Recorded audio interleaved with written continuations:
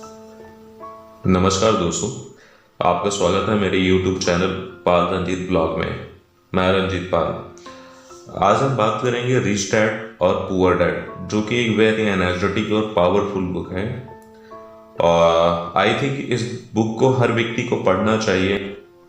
और इस बुक को रॉबर्ट टी कियोसाकी ने लिखा है। इस बुक को पढ़ने के बाद में कई लोगों के अपने अपने रिव्यू हैं, और जो मैं आपको बताता हूँ कि क्या उन्होंने कहा है इस बुक को पढ़ने के बाद में। जिंग जिगलर विश्व प्रसिद्ध लेखक और वक्ता हैं। इन्होंने लिखा है कि अमीरी की चोटी पर पहुंचने के लिए आपको रिच डैड पुअर डैड पढ़नी ही चाहिए। इससे आपको बाजार की और पैसे की व्यवहारिक समझ मिलेगी, जिससे आपका आर्थिक भविष्य सुधर सकता है। लेखक न्यूयॉर्क टाइम्स के हैं। ये कहते हैं, अगर आपको अंदर की बात जाननी हो कि किस तरह अमीर बना जाए और बने रहा जाए, तो यह पुस्तक पढ़ें। अपने बच्चों को रिश्वत दें, पैसे की भी रिश्वत, अगर इसके बिना काम न चले, ताकि वह भी इसे पढ़ें। इनका कहना है कि अगर आपके बच्चे इस पुस्तक को नहीं पढ़ रहे हैं, तो आप उन्हें चाहे रिश्वत देनी पड़े, जब भी आप रिश्वत दे करके उन्हें बोले कि आप इस पुस्तक को पढ़ें, तो आप समझ सकते हैं कि ये कितनी ही एनर्जेटिक और पावरफुल और कितनी ही अच्छी बुक होगी, जिसे पढ़ने के लिए ये लोग मोटिवेट कर रहे हैं। होनोलुलु मैगजीन कहते हैं कि रिच डैड पुअर डैड पैसे पर लिखी गई कोई साधारण किताब नहीं है। यह पढ़ने में आसान है और इसके मुख्य सबक, जैसे अमीर बनने में एकाग्रता और हिम्मत की जरूरत होती है, बहुत ही आसान है। टैरेंट चेकअप अमेरिका के प्रेसिडेंट क्यू ब्रान वो क्या कहते हैं, काश कि मैंने यह पुस्तक अपनी जवानी में पढ़ी होती, या शायद इससे भी अच्छा यह होता कि यह पुस्तक मेरे माता पिता ने पढ़ी होती। या तो इस तरह की पुस्तक है कि आप इसकी एक एक कॉपी अपने हर बच्चे को देते हैं और कुछ कॉपी खरीद कर रख लेते हैं, ताकि जब आपके नाती पोते हों और वे या 8 या 9 साल के हो जाएं, तो आप इसे उपहार में दे सकें। क्यू ब्राउन ये अमेरिका के प्रेसिडेंट रह चुके हैं। वो क्या कह रहे हैं कि इस पुस्तक को हर व्यक्ति को पढ़ना चाहिए। हो सके तो आप अपने बच्चों को गिफ्ट में दीजिए। साथ ही इसकी कई और कापियां आप पहले से ही खरीद कर रख लो, ताकि आने वाले आपके नाती पोते हों तो आप उनको पढ़ने के लिए दे सके जब वो 8 या 9 साल के हों। डॉक्टर एड कोकेन, lecturer on finance, RMIT university Melbourne, ये क्या कह रहे हैं इस बुक के बारे में। रिच डैड पुअर डैड अमीरी का शॉर्टकट नहीं बताती, यह सिखाती है कि आप पैसे की समझ कैसे विकसित करें, किस तरह अपनी पैसे की जिम्मेदारी निभाएं और इसके बाद किस तरह अमीर बने। अगर आप अपनी आर्थिक प्रतिभा को जगाना चाहते हैं तो इसे जरूर पढ़ें। इस पुस्तक को Robert T Kiyosaki, rich dad और poor dad, Robert T Kiyosaki की जो बुक है, इसके अंदर उन्होंने अपने 2 पिता के बारे में बताया है। एक रिच डैड है और एक पुअर डैड है। पुअर डैड का मतलब ये है कि उनके जो रियल पिता हैं वो एक शिक्षित व्यक्ति हैं। वो एक लेक्चरर की पोस्ट पर सरकारी नौकरी कर रहे हैं, और उनका मानना है कि वे पढ़ लिख करके एक अच्छी नौकरी करें और उससे आप अपना जीवन यापन करें। साथ ही उनके जो दूसरे पिता हैं रिच डैड, उनका सोचना थोड़ा अलग है। उनका ऐसा मानना है कि जो आज की स्कूली शिक्षा है, अगर आप उसको पढ़ रहे हो, उसका और आपके जीवन में स्कूल से निकलने या स्नातक पास करने के बाद आप जब दूसरी दुनिया में जाते हैं, तो वहाँ पर उस पढ़ाई का कोई महत्व नहीं है, या है भी तो इतना ज़्यादा नहीं है जिससे कि आप पैसे अर्न कर सको या एक अमीर आदमी बन सको। तो दोनों की सोच अलग अलग है। और रॉबर्ट टी कियोसाकी की कहते हैं कि मैं एक अच्छा भैया मैं एक खुशनसीब हूँ कि जो मुझे रिच डैड और पुअर डैड दो पिता मिले, और मैंने दोनों लोगों से दोनों तरीके की सीख सीखी है कि अगर आप पढ़ लिख करके एक अच्छे नौकरी करते हैं तो उससे आप अपना जीवन किस तरीके से जी सकते हैं और उसमें आपको क्या मिलेगा। साथ ही अगर आप कम भी पढ़े लिखे हो और आपकी बहुत ज़्यादा स्कूली शिक्षा नहीं है तो भी आप अपना जीवन कैसे यापन कर सकते हो और एक अमीर आदमी आप कैसे बन सकते हो। तो इस बुक में यही बात बताई गई है कि आप इसको पढ़ करके या फिर इसके माध्यम से आप कैसे एक अमीर व्यक्ति बन सकते हो। तो इसके अंदर ज़्यादा समय ना लेते हुए सीधा मैं आपको इस बुक के पहले चैप्टर पे आता हूँ। उसके पहले मैं आपको बता दूं कि अगर आप लोगों ने अभी तक चैनल को सब्सक्राइब नहीं किया है तो आप इस चैनल को सब्सक्राइब कर लें, साथ ही वीडियो को लाइक करें और ज़्यादा से ज़्यादा लोगों के साथ में आप शेयर करें ताकि आगे भी आपको इस तरह के मोटिवेशनल वीडियो और बुक के ऑडियो क्लिप सुनने को मिलती रहे। तो इसका पहला अध्याय है rich dad poor dad. Robert Kiyosaki के अनुसार मेरे दो डैडी थे, एक अमीर और दूसरे गरीब। एक बहुत पढ़े लिखे थे और समझदार थे, वे पीएचडी थे और उन्होंने अपने 4 साल के अंडर ग्रेजुएट कार्य को 2 साल में ही किया था।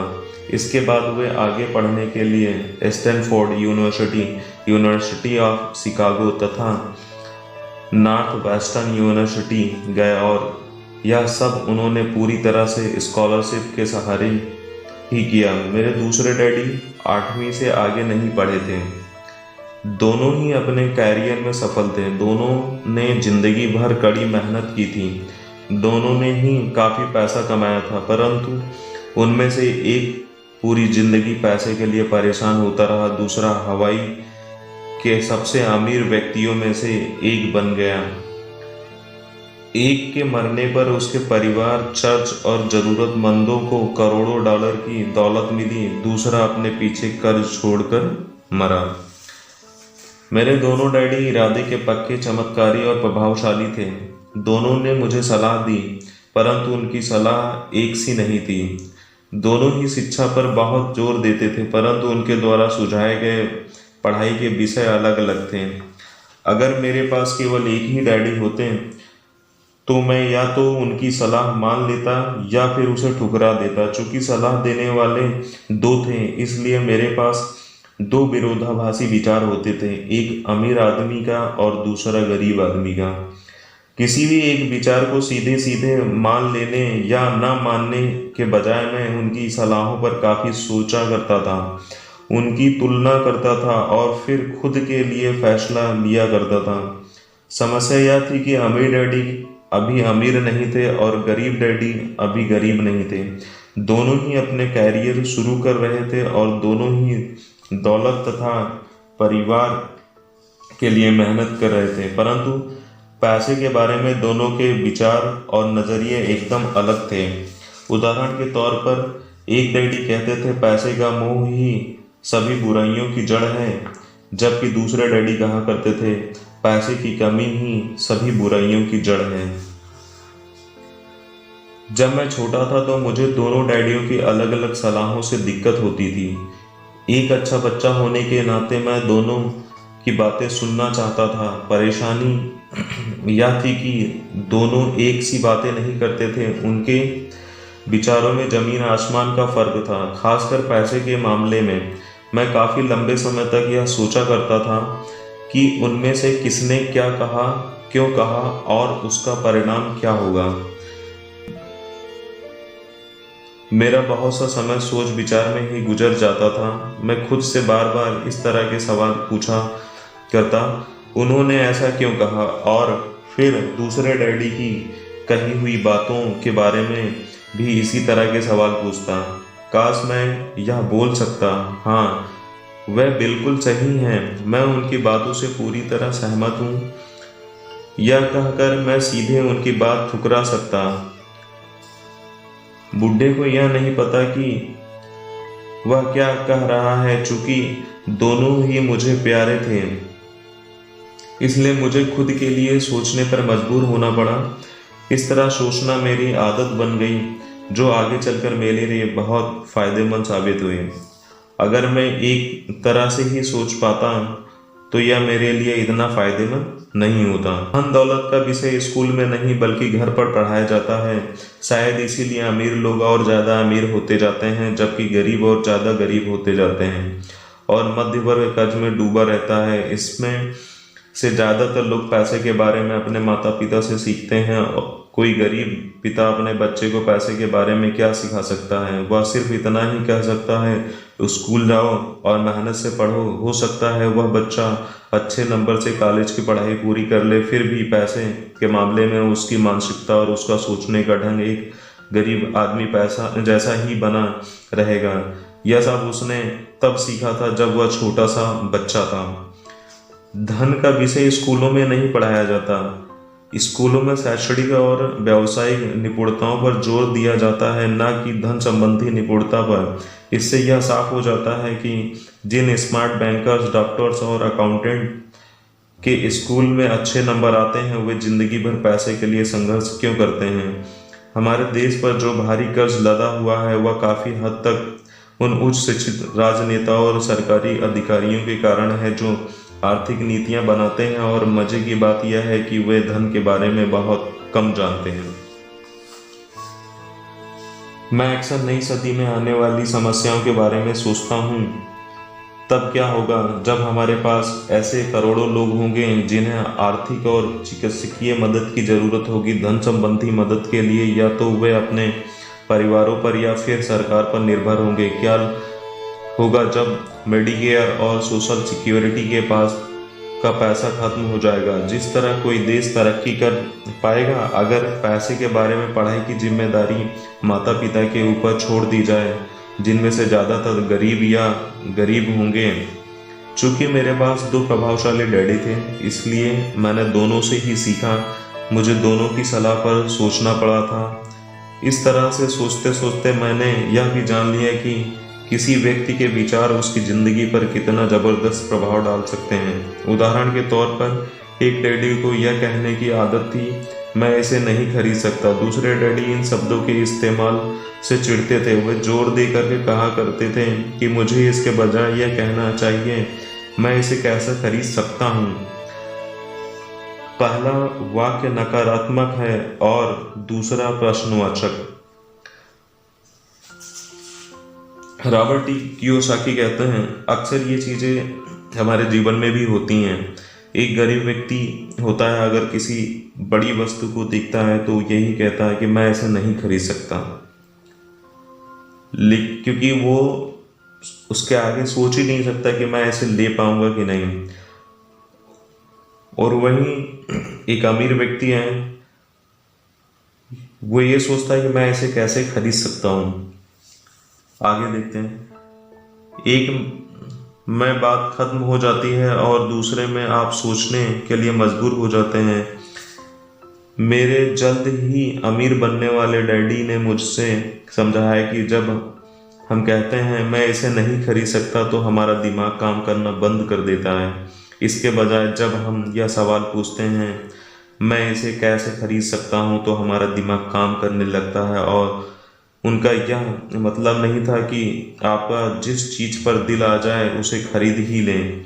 वे लगभग दीवानगी की हद तक अपने दिमाग को कसरत करवाना चाहते थे, क्योंकि इनके ख्याल से दिमाग दुनिया का सबसे ताकतवर कंप्यूटर है।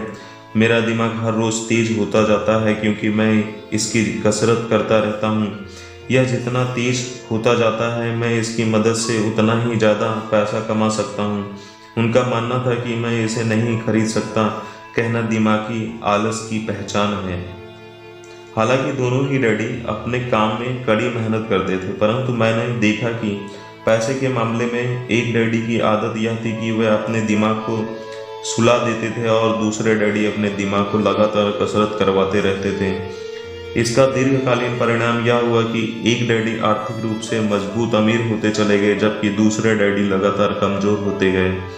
इसे इस तरह से समझें कि एक व्यक्ति हर रोज कसरत करने के लिए जिम जाता है, जबकि दूसरा व्यक्ति अपने सोफे पर बैठकर टीवी देखता रहता है। शरीर की सही कसरत से आप ज़्यादा तंदुरुस्त हो सकते हैं और दिमाग की सही कसरत से आप ज़्यादा अमीर हो सकते हैं। आलस्य से स्वस्थ और धन दोनों का नुकसान होता है। मेरे दोनों डैडियों की विचारधारा में जमीन आसमान का अंतर था। एक डैडी की सोच थी कि अमीरों को ज़्यादा टैक्स देना चाहिए ताकि बेचारे गरीबों को ज़्यादा फायदा मिल सके, जबकि दूसरे डैडी कहते थे टैक्स उन लोगों को जो सजा देता है जो उत्पादन करते हैं और उन लोगों को इनाम देता है जो उत्पादन नहीं करते हैं।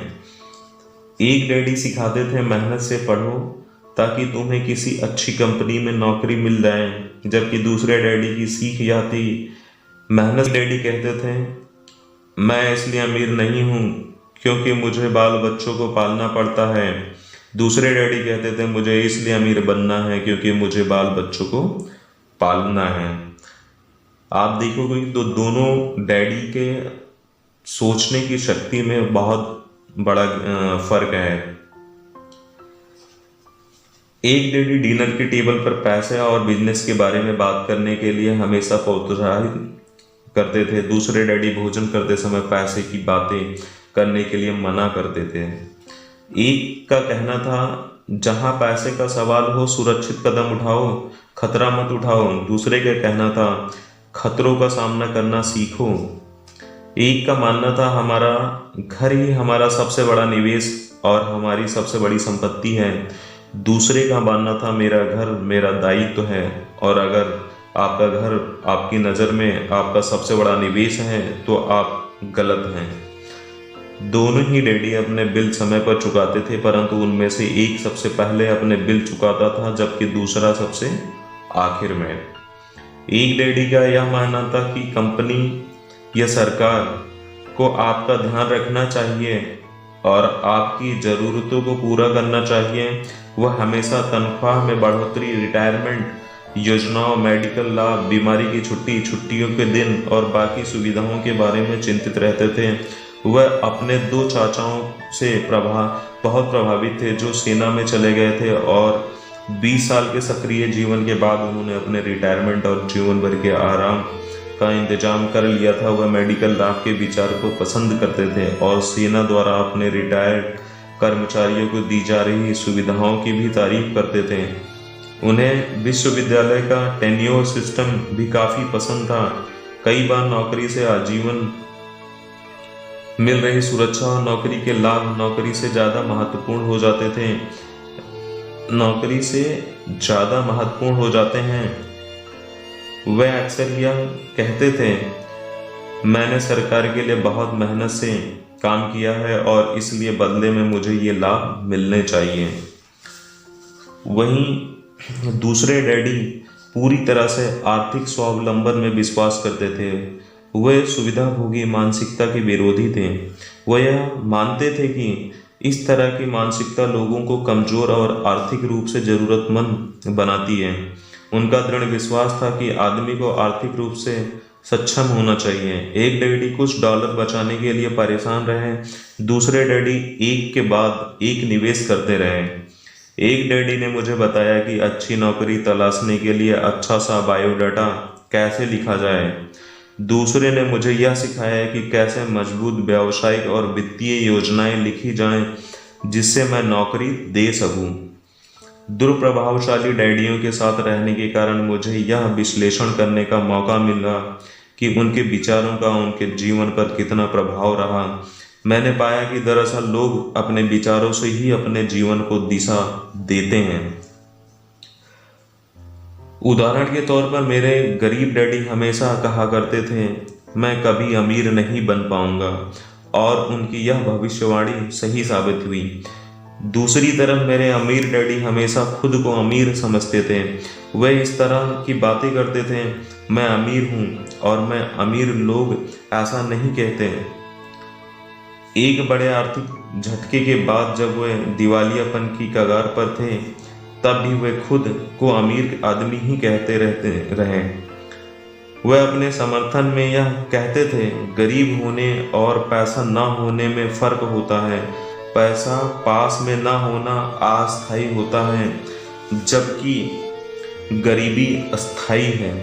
मेरे गरीब डैडी यह भी कहते थे, बहुत ताकत है।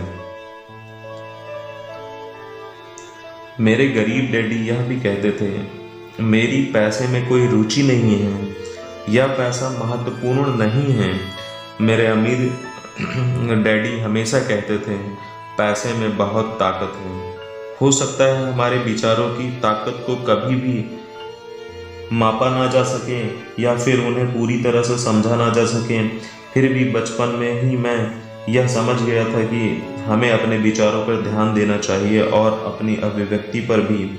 मैंने देखा कि मेरे गरीब डैडी इसलिए गरीब नहीं थे क्योंकि वे कम कमाते थे, बल्कि इसलिए गरीब थे क्योंकि उनके विचार और काम गरीबों की तरह थे। दो डैडी होने के कारण बचपन से ही इस बारे में बहुत सावधान हो चला था कि मैं किस तरह की विचारधारा अपनाऊं, मैं किसकी बात मानूं, अपने अमीर डैडी की या अपने गरीब डैडी की। हालांकि दोनों ही शिक्षा और ज्ञान को बहुत महत्व मानते थे बहुत महत्वपूर्ण मानते थे, परंतु क्या सीखा जाए इस बारे में दोनों की राय अलग अलग थी। एक चाहते थे कि मैं पढ़ाई में कड़ी मेहनत करूं, डिग्री लूं और पैसे कमाने के लिए अच्छी सी नौकरी ढूंढ लूं। वे चाहते थे कि मैं एक पेशेवर अधिकारी, वकील या अकाउंटेंट बन जाऊं या MBA कर लूं। दूसरे डैडी मुझे प्रोत्साहित करते थे कि मैं अमीर बनने का राह से सीख लूं, यह समझ लूं कि पैसा किस तरह कमा लूं, कि इससे अपने लिए कैसे काम लिया जाता है। मैं पैसे के लिए काम नहीं करता, इन शब्दों को वे बार बार दोहराया करते थे। पैसा मेरे लिए काम करता है। रॉबर्ट टी कियोसाकी के अमीर डैडी जो थे वो ये कहते थे कि मैं पैसे के लिए काम नहीं करता, पैसा मेरे लिए काम करता है। 9 वर्ष की उम्र में मैंने यह फैसला लिया कि पैसे के बारे में मैं अपने अमीर डैडी की बात सुनूंगा और उनसे सीखूंगा। यह फैसला करने का मतलब था अपने गरीब डैडी की बातों पर ध्यान न देना। हालांकि उनके पास कॉलेज की बहुत सी डिग्रियां थीं जो मेरे अमीर डैडी के पास नहीं। के बारे में अपने पढ़े लिखे डैडी की सलाह और नज़रिए को न सुनने का मेरा फैसला दुखद था, परंतु यह एक ऐसा फैसला था जिसने मेरी ज़िंदगी की दिशा तय कर दी।